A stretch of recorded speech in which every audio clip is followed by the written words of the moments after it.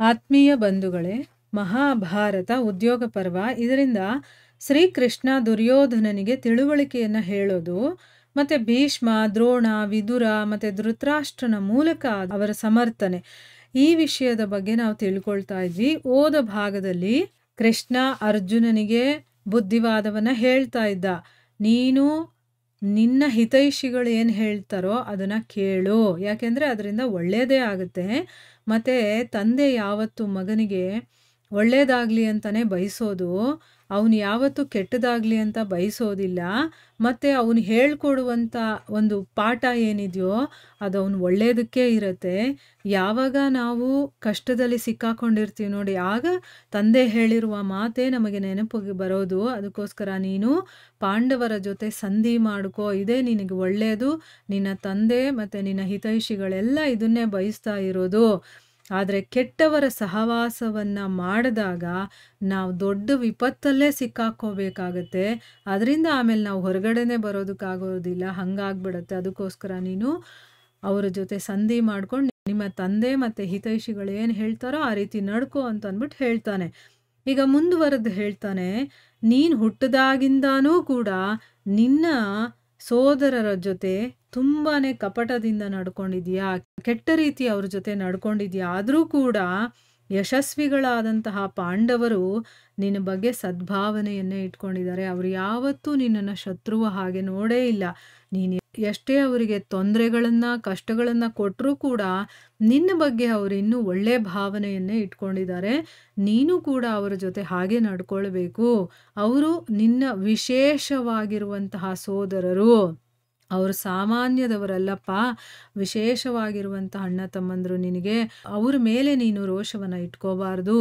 ಶ್ರೇಷ್ಠ ಪುರುಷರು ಯಾವ ರೀತಿಯ ಕೆಲಸಗಳನ್ನು ಮಾಡ್ತಾರೆ ಅಂತಂದರೆ, ಯಾವುದು ಅರ್ಥವನ್ನು, ಧರ್ಮವನ್ನು ಮತ್ತು ಕಾಮವನ್ನು ಪ್ರಾಪ್ತಿ ಮಾಡಿಕೊಡುತ್ತೋ ಅಂಥ ಕೆಲಸಗಳನ್ನು ಮಾಡ್ತಾರೆ. ಮತ್ತು ಈ ಮೂರರ ಸಿದ್ಧಿ ಅಂದರೆ ಅರ್ಥ, ಧರ್ಮ, ಕಾಮದ ಸಿದ್ಧಿ ಯಾವುದರಿಂದ ಆಗೋದಿಲ್ವೋ ಅಂಥ ಕೆಲಸಗಳನ್ನು ಅವರು ಮಾಡೋದಿಲ್ಲ. ಸರಿ, ನಾವು ಮಾಡುವಂಥ ಕೆಲಸದಿಂದ ಈ ಮೂರೂ ಸಿಗಲಿಲ್ಲ ಅಂತ ಇಟ್ಕೊಳ್ಳೋಣ. ಆಗ ಧರ್ಮ ಅರ್ಥ ಅದಾದರೂ ಸಿಗುತ್ತಾ ಅಂತಂದ್ಬಿಟ್ಟು ಅದರ ಪ್ರಯತ್ನನಾದರೂ ಮಾಡ್ತಾರೆ. ಧರ್ಮ, ಅರ್ಥ ಮತ್ತು ಕಾಮ ಈ ಮೂರು ಕೂಡ ಬೇರೆ ಬೇರೆಯಾಗಿದೆ, ಅದು ಮೂರು ಒಂದಲ್ಲ. ಸೊ ಈ ಮೂರೂ ಸಿಗುವಂಥ ಕೆಲಸಗಳನ್ನು ಅವರು ಮಾಡ್ತಾರೆ. ಅಕಸ್ಮಾತು ಬರೀ ಅರ್ಥ ಧರ್ಮನಾದರೂ ಇದೆಯಾ ಅದರಲ್ಲಿ ಅಂತ ನೋಡ್ತಾರೆ, ಅಂಥ ಕೆಲಸಗಳನ್ನು ಮಾಡ್ತಾರೆ. ಆಯಿತಾ. ಬುದ್ಧಿವಂತ ಮನುಷ್ಯರು ಇದರಲ್ಲಿ ಧರ್ಮದ ಅನುಕೂಲವಾಗಿರ್ತಾರೆ. ಅಂದರೆ ಮೂರು ರೀತಿಯ ಜನರಿರ್ತಾರೆ. ಕೆಲವರು ಮೂರೂ ಸಿಗಲಿ ಅಂತ ಮಾಡ್ತಾರೆ, ಕೆಲವರು ಎರಡು ಸಿಗಲಿ ಅಂತ ಮಾಡ್ತಾರೆ, ಕೆಲವರು ಒಂದೇ ಸಿಗಲಿ ಅಂತ ಮಾಡ್ತಾರೆ. ಇದರಲ್ಲಿ ಯಾರು ಬುದ್ಧಿವಂತರಾಗಿರ್ತಾರೋ ಅಂಥವರು ಧರ್ಮದ ಅನುಕೂಲವಾಗಿರ್ತಾರೆ. ಅಂದರೆ ಅವರು ಧರ್ಮದ ಕೆಲಸಗಳನ್ನೇ ಮಾಡೋದು. ಅರ್ಥ ಇಲ್ಲ ಅಂದರೂ ಪರವಾಗಿಲ್ಲ, ಕಾಮ ಇಲ್ಲ ಅಂದರೂ ಪರವಾಗಿಲ್ಲ, ಆ ಧರ್ಮಕ್ಕೋಸ್ಕರ ಕೆಲಸಗಳನ್ನು ಮಾಡ್ತಾರೆ. ಇನ್ನು ಮಧ್ಯಮ ಪುರುಷರು ಅವರೇನು ಅಂತಂದರೆ ಅರ್ಥವನ್ನೇ ಪ್ರಧಾನ ಅಂತ ತಿಳ್ಕೊಂಡಿರ್ತಾರೆ, ಅವರು ಅದಕ್ಕೋಸ್ಕರನೇ ಕೆಲಸ ಮಾಡ್ತಾರೆ. ಇನ್ನು ಮೂರ್ಖರಿದಾರಲ್ಲ, ಅವರು ಎಲ್ಲ ರೀತಿಯ ಕಲಹಕ್ಕೂ ಕೂಡ ಕಾರಣೀಭೂತವಾದಂಥ ಕಾಮದ ಗುಲಾಮರಾಗಿ ಇದ್ಬಿಡ್ತಾರೆ. ಅವ್ರಿಗೇನಂದರೆ ಯಾವಾಗಲೂ ಕಾಮ ಬೇಕು, ಬೇರೆ ಅರ್ಥ ಧರ್ಮ ಇದು ಯಾವುದನ್ನು ಅವ್ರು ನೋಡೋದಿಲ್ಲ. ಅವರು ಆ ಒಂದು ಭೂತಕ್ಕೆ, ಅಂದರೆ ಕಾಮವನ್ನು ಇಲ್ಲಿ ಭೂತ ಅಂತ ಹೇಳ್ತಾರೆ, ಯಾಕಂದರೆ ಎಲ್ಲ ರೀತಿಯ ಜಗಳಗಳು, ಕದನಗಳು ಇದೆಯಲ್ಲ, ಅದಕ್ಕೆಲ್ಲ ಕಾರಣೀಭೂತವಾಗಿರುವಂಥದ್ದು ಈ ಕಾಮ. ಅದಕ್ಕೆ ಅವರು ಗುಲಾಮರಾಗಿ ಇರ್ತಾರೆ. ಆದರೆ ಯಾವ ಮನುಷ್ಯ ಇಂದ್ರಿಯಗಳಿಗೆ ವಶೀಭೂತನಾಗಿ ಲೋಭಕ್ಕೆ ವಶನಾಗಿ ಧರ್ಮವನ್ನು ಬಿಟ್ಟುಬಿಡ್ತಾನೋ ಅವನು ತುಂಬಾ ಕೆಟ್ಟ ಕೆಟ್ಟ ಉಪಾಯಗಳಿಂದ ಏನು ಮಾಡ್ತಾನೆ, ಅರ್ಥ ಮತ್ತು ಕಾಮದ ಪ್ರಾಪ್ತಿಯ ವಾಸನೆಗಳೆಲ್ಲವನು ಸಿಕ್ಕಾಕೊಂಡು ನಷ್ಟವಾಗ್ಬಿಡ್ತಾನೆ. ಈಗ ನಮಗೆ ಬರೀ ಹಣ ಬೇಕು, ಆಮೇಲೆ ನಾನು ಭೋಗಿಸ್ಬೇಕು, ಈ ಎರಡೇ ಇರುತ್ತಲ್ಲ, ಅಂಥವ್ರು ಏನಾಗುತ್ತೆ, ಏನೇನೋ ಅವರು ತಲೆ ಓಡಿಸ್ತಾರೆ ಅದನ್ನೆಲ್ಲ ಪಡ್ಕೊಳ್ಳೋದಕ್ಕೆ. ಕೆಟ್ಟ ಕೆಲಸಗಳನ್ನು ಮಾಡ್ತಾರೆ, ಕೆಟ್ಟವರ ಸವಾಸ ಮಾಡ್ತಾರೆ, ಈ ರೀತಿ ಎಲ್ಲ ಮಾಡಿ ಮಾಡಿ ಮಾಡಿ ಏನು ಮಾಡ್ತಾರೆ, ಅವರು ನಷ್ಟ ಆಗೋಗ್ತಾರೆ.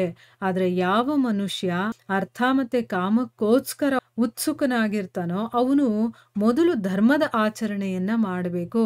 ಇಲ್ಲಿ ಶಾಸ್ತ್ರಗಳಲ್ಲಿ ಕಾಮ ಮತ್ತು ಅರ್ಥವನ್ನು ನಾವು ಪಡೀಬಾರ್ದು ಅಂತ ಎಲ್ಲೂ ಹೇಳಿಲ್ಲ.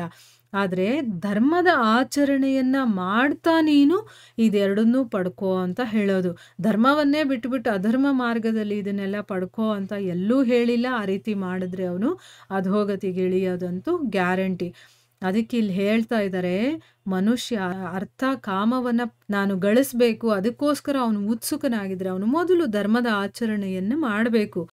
ಆಮೇಲೆ ಅವನು ಅರ್ಥ ಮತ್ತೆ ಆ ಒಂದು ಕಾಮವನ್ನ ಪಡಿಬಹುದು ಅಂತ ಅಂದ್ಬಿಟ್ಟು ಹೇಳ್ತಾರೆ. ಅದಕ್ಕೆ ವಿದ್ವಾಂಸರು ಧರ್ಮವನ್ನೇ ತ್ರಿವರ್ಗದ ಪ್ರಾಪ್ತಿಯ ಏಕಮಾತ್ರ ಕಾರಣ ಅಂತ ಅಂದ್ಬಿಟ್ಟು ಹೇಳ್ತಾರೆ.